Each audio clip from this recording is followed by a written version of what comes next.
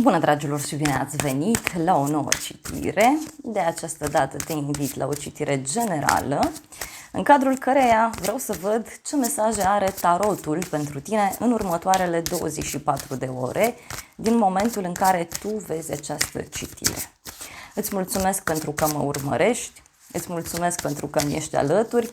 Dacă vrei și tu o analiză pentru sufletelul tău, găsești oricând gratuit pe aplicația de tarot Cristina Zurba Tarot, disponibilă atât pe iPhone cât și pe Android. Hai să vedem, dragii mei, despre ce e vorba. Ok.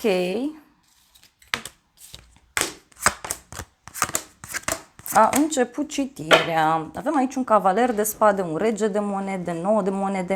Bun, aici văd o energie masculină, foarte sigură pe ea, foarte determinată. Omul ăsta, fie aici e gata să sară pentru tine, să te ajute oricând, fie este vorba despre o persoană extrem de hotărâtă. Cavalerul de spade poate să spună și faptul că acest om este grăbit, omul ăsta spune tot ceea ce gândește, dar poate să fie și o perioadă în care, uite, văd aici o hotărâre pe care tu ai luat-o în legătură cu acest om. Mai văd, bineînțeles, o legătură cu zodii de pământ, Taur, Fecioară, Capricorn, dar și o persoană foarte înrădăcinată în ideea de bani, în ideea de muncă. Poate să fie cineva pentru care partea materială este foarte importantă în acest moment, dar în același timp văd și o persoană poate ușor narcisistă, o persoană care se iubește pe sine prea mult. Da? Cavalerul de spade, să știi că vine și cu evenimente neprevăzute, dar evenimente care zic eu că te pot ajuta să clarifici. Deci în următoarele 24 de ore este această energie de a clarifica lucrurile pe repede înainte, de sinceritate. În special, poate să fie și o oarecare discuție aprinsă, dar care se finalizează cu o soluționare.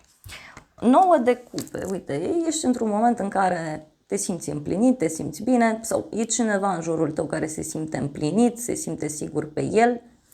Apoi avem regina de bâte, o legătură cu o zodie de foc, leu, berbec, săgetător.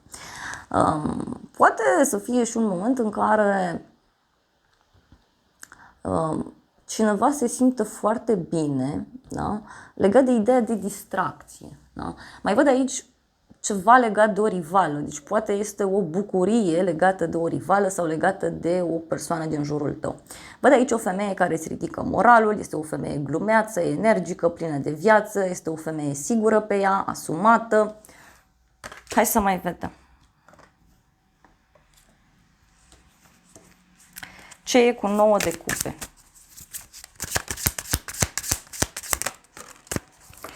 Doi de cupe, 5 de monede.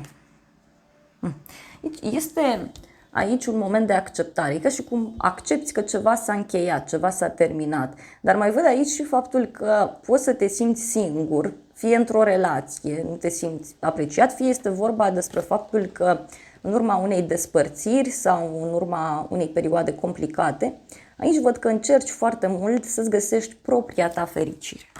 Da? Parcă e o bucurie legată de o separare sau legată de o situație complicată. Să vedem regina de bâte ce spune.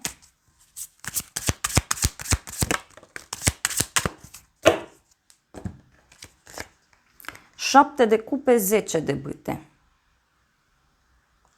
E ca și cum îți faci aici tot felul de gânduri privind o a treia persoană din relație sau îți faci tot felul de gânduri cum că partenerul ar putea să fie cu altcineva și este ceva ce apasă foarte, foarte greu. Da? Ce mai văd aici este o perioadă în care lucrurile nu sunt foarte clare și atunci din nou este această apăsare, doar că nu știu, e ca și cum spui, băi, nu mai pot, da? Situația aceasta nu mai poate continua. Poate ai prietene care nu te înțeleg sau poate sunt oameni în jurul tău care nu văd lucrurile clar și care mai mult îți îngreunează situația. Da? Aici văd o legătură cu o persoană care, uite, îți spune niște lucruri care te pun foarte mult pe gânduri. Mai vreau o carte.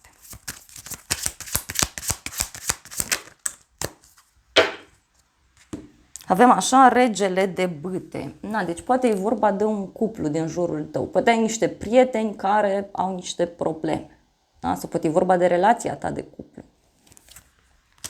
Hai să vedem în continuare. Avem 10 de monede, o bucurie aici, poate legată de o sumă de bani, o bucurie legată de casa ta. Este o bucurie care are legătură și cu o ședință sau cu o adunare mare de oameni. Apoi avem aici pajul de bâte. Pajul de bâte.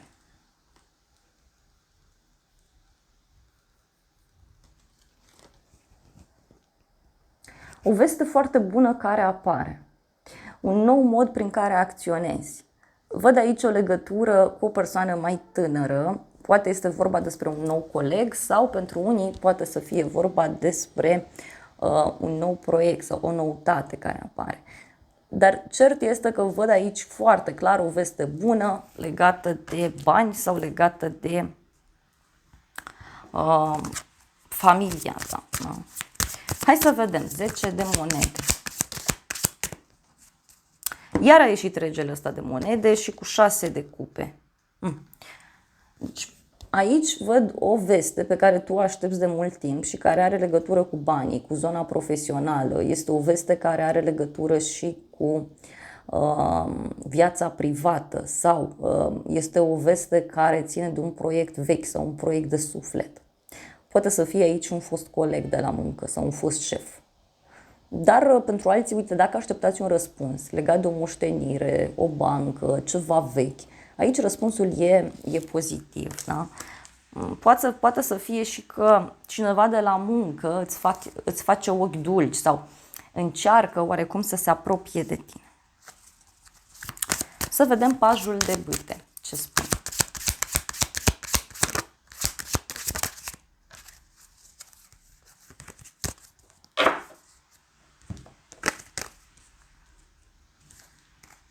Regele de spade, lumea, o legătură cu o zodie de aer, Gemeni, balanță, vărsător.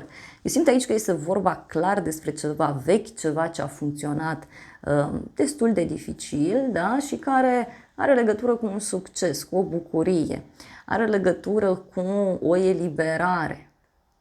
Poate să fie și un răspuns pozitiv legat de o instituție, legat de o persoană cu uniformă, da? Este o veste pozitivă legată și de un drum lung aici. Sau poate aștepți o veste de la drum lung și atunci vestea asta e pozitivă. Avem regina de bâte, temperanța. Da, tot îmi apare aici cineva care încearcă pe cât posibil să te vindece, să te ajute, să te ghideze. Pentru că, așa v-am zis, în plan personal, văd că lucrurile nu sunt foarte clare, sunt pe sfârșit, da? Deci se finalizează o etapă, poate. Hai să mai vedem puțin în plan personal, mai vreau niște cărți. Mă conving eu aici. Avem așa o femeie tânără și noroc. Deci dacă ești o femeie care are un aspect fizic mai tânăr sau ești o femeie tânără, ai un noroc foarte mare. Poate norocul vine prin femeia asta. E un noroc uriaș aici.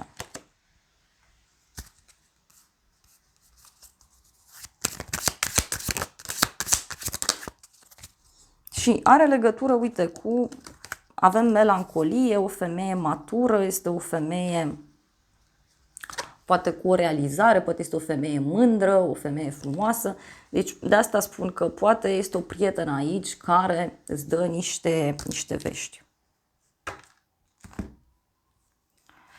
Să vedem surpriza. Surpriza e roata destinului. Wow! Deci surpriza aici ține de o schimbare. Roata se învârte, ceva începe să funcționeze într-o anumită direcție, dar surpriza poate avea legătură și cu un noroc pe care îl ai.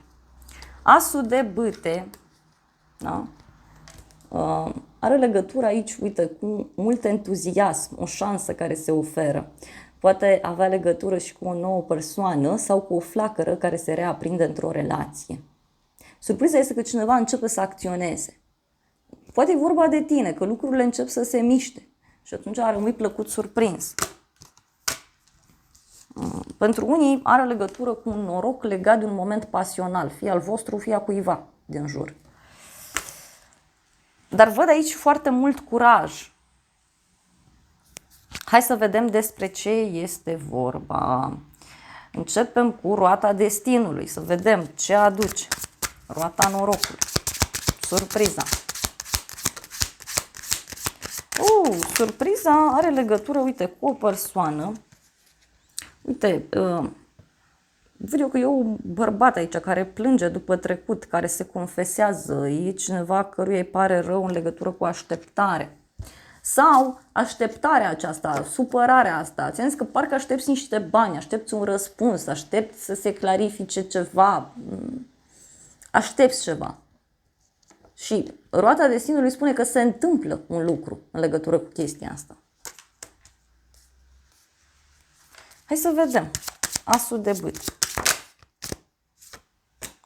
Cavalerul de monede. A ieșit. Și turnul. Aoleu. Nu.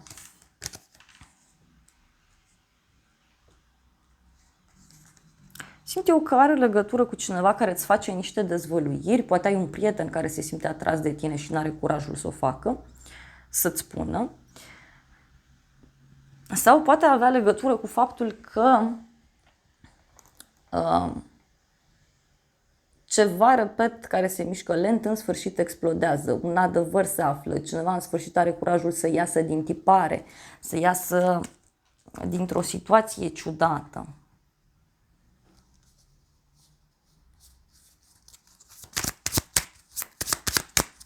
Hai să mai vedem o carte.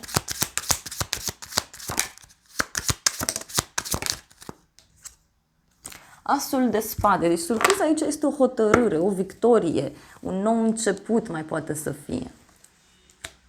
8 de bâte, 8 de monede. Da, deci niște vești, uite, care vin așa cu viteza luminii. Și care au legătură cu niște acțiuni pe care cineva le face. Mai vreau o carte. Pajul de spade. Deci surpriza este aici o persoană curioasă. Sau poate tu, dacă ești curios sau curioasă în legătură cu o situație, acolo apare vestea. Este o victorie în legătură cu o luptă. O luptă destul de ciudată.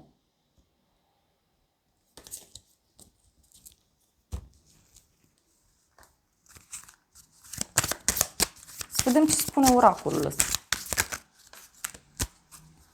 Ok, un copil și o femeie matură, femeie care fie are un proiect în desfășurare, fie este o femeie cu un copil sau o femeie care a fost căsătorită, care e.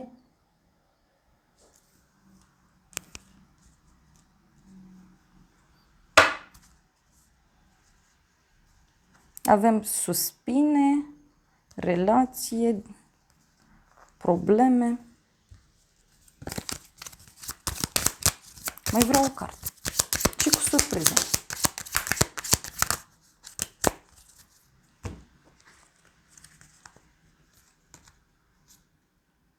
Avem militarul, fericirea și boala.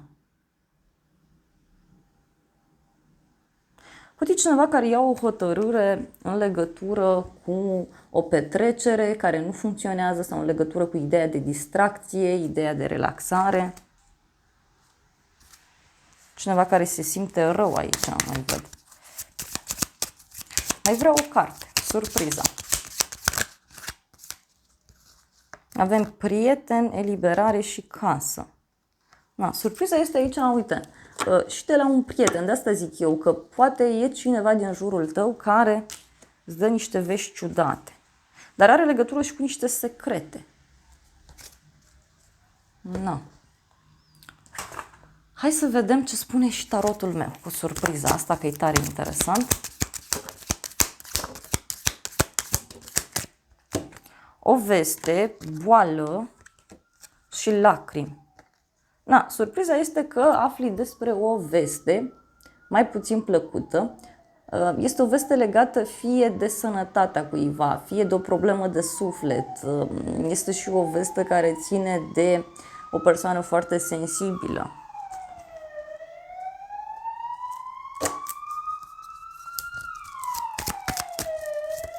Mai vreau o carte.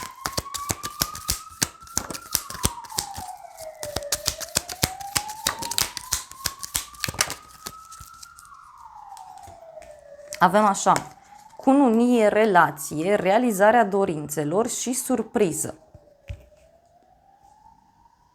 Da. Poate, uite, dacă să zic că ești într-o relație și lucrurile sunt bune între voi, aici surpriza poate să fie o propunere pe care persoana respectivă ți-o face. Da? Să fiți împreună, să vă oficializați relația, dar pentru alții aflați o veste extraordinar de interesantă. E ceva ce voi vă doriți legat de o colaborare, o prietenie, o relație.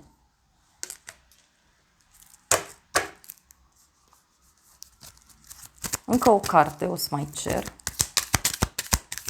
Este o veste care ține de o casă străină și o persoană vicleană sau o persoană inteligentă.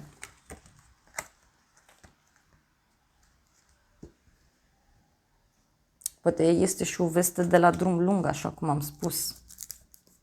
Dar ideea e că oricum, uite, avem un safir, intrigi între femei și bani puțin și supărare. Deci poate e o problemă legată de un prieten, așa cum am zis. Îți vine cineva în vizită și îți povestește că are probleme. Dar oricum ar fi cu asul ăsta de bâte și cu roata de sinul, eu zic că e vorba de un noroc pentru tine. Ok, hai să vedem acum și îngerii romantici. Ce părere au? Ce sfat îți dau? Îngerii romantici spun așa: păstrează-ți mintea deschisă, pentru că sufletul tău pereche poate să fie diferit de așteptările tale. Probleme în familie. Iubirea ta va fi ok pe cât îți vei rezolva problemele cu părinții. Deci, poate este o traumă aici sau poate în familia ta sunt niște probleme. Da, uite, poate să fie vorba despre ceva foarte vechi. Următoarea carte, tu meriți iubire. Aici mai poți afla și de cineva care se îndrăgostește. Poate tu te îndrăgostești. Flirt avem aici. Deci vei flirta cu cineva. Ok. Mai vreau niște mesaje de la acest oracol pentru cei care ați ales să rămână până la final. Avem așa, un bărbat tânăr, este un bărbat care conduce, e un bărbat care face sport, cineva care are niște blocaje sau cineva care se află într-o situație blocată.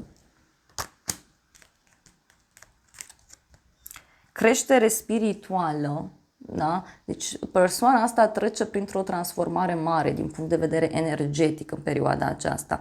Poate acest blocaj pune pauză, da? Și atunci omul ăsta are timp să se gândească. Ce e cu blocajul?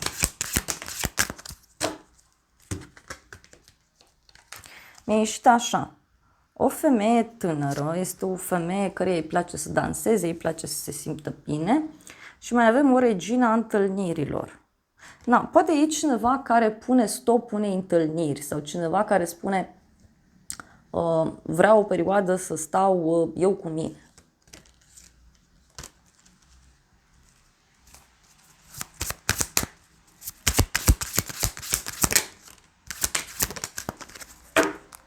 Și avem bârfe, discuții foarte scurte legate de o eliberare, legate de a fi singur. Cineva care, nu știu, fuge de la o ședință, cineva care se eliberează dintr-un grup de oameni. Poate este vorba, așa cum au zis îngerii, de o problemă în viața ta privată care se rezolvă pe neașteptate. Și avem o nouă iubire, o întâlnire, un nou început și bani. Deci asul ăsta de bâte aici care a ieșit la surpriză, v-am mai zis că poate să însemne și o nouă persoană sau faptul că, nu știu, deodată așa apare cineva care ți se pare interesant și atunci nu te mai gândești la problemele astea care sunt. Dragilor, acestea au fost previziunile de această dată. Eu vă mulțumesc pentru prezență, vă îmbrățișez cu drag, sper din suflet să fie de folos informațiile și oricând ai nevoie de o ghidare pentru sufletelul tău, mă găsești gratuit pe aplicația de tarot Cristina Zurba disponibilă atât pe iPhone cât și pe Android. Vă îmbrățișez cu drag, vă mulțumesc încă o dată că mi-ați rămas alături și să ne revedem cu bine și data viitoare. Eu vă doresc să aveți parte de o zi sau de o seară cât mai frumoasă.